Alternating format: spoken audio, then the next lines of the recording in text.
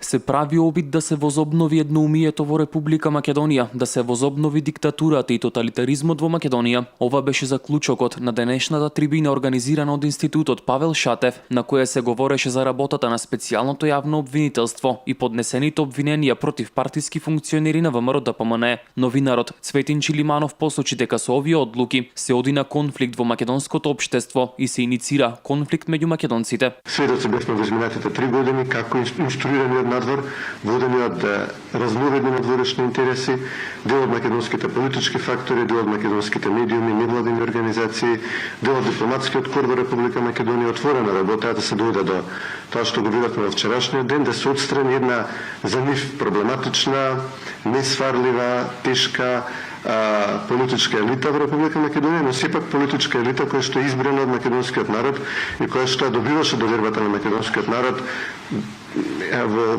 огромен број избори без преседан до сега, значи повеќе од 12 години. Јасни се мотивите зашто се случи тоа што бевме сведоци вчера. Јасно е дека партијата ВМРО-ДПМНЕ стои како единствен браник на македонскиот суверенитет и стои во одбрана на македонските национални интереси. Поранешниот министер за правда и јавен обвинител Михајло Маневски дејствувањето на СЈО го смета за инструмент на сегашната власт за кривично гонење на една политичка гарнитура со цел една политичка партија да има корист, да дојде и да се задржи на власт. Мислам дека вчерашниот ден беше еден монструозен. На вчерашниот ден беше прикажана една монструозна работа, со тоа што после година, 18 месеци се подигнаа најднаш толку обвиненија, а за целиот период беа подесени 3 обвиненија.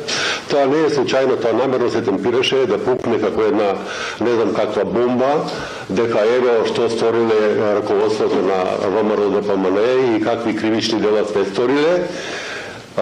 Со прикажување на состојбите на мимни својствен начин, со една парада, невидена парада, со едно тотално непочитување на основниот принцип на кривичната постапка, тоа е принципот на презумпцијата на невиноста, со оние комбија натоварени, да кажам, со кутии кој што во нив има, да се прикаже кон какви тој доказен материјал, иако секако дека јавноста нити е наивна, нити може да проверува во такви невистини, во такви паради, кои што имаат една единствена цел да го одржат вниманието од горливите проблеми во државата, во кои се повеќе ја воведува владата на Зоран Заев. Објективност и професионалноста на Катица Јанева и нејзиниот тим е сомнителна, посочи на трибината аналитичарот Сотир Костов. Според Костов, непокренувањето на постапки против функционери на ДУИ, СДСМ или на други политички партии се докажува дека обвинителството е политички инструмент. Познат сум човек дека од првиот ден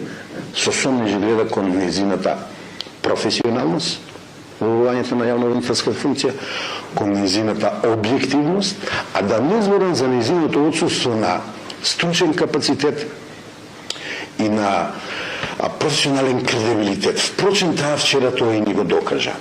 Сега, малку остапувам од мојот став, дека ќе зборувам како правник, велам дека во стил на модерен Кортес, или ако сакате, сталинистички Јаничар, поведена од ветерот, од бурата на патардиите од Пражино, таа вчера, без ни срам, ни перде, ни приведи една јавно обвинителска инфлација, ви рекол.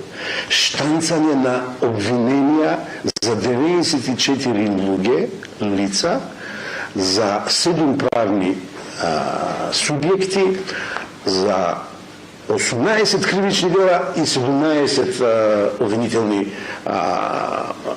обвиненија, значи за 17 обвиненија. Луѓе, не се работи така. Тоа е акција, тоа е бран, тоа е, морам да кажам, политички инструирана акција. На крај дискутантите заклучија дека единствената цел на дејствувањето на специјалното јавно обвинителство во текот на вчерашниот ден, односно поднесувањето на 18 обвиненија против 94 физички и 7 правни лица, е да предизвикаат страв со цел да може да се манипулира со граѓаните.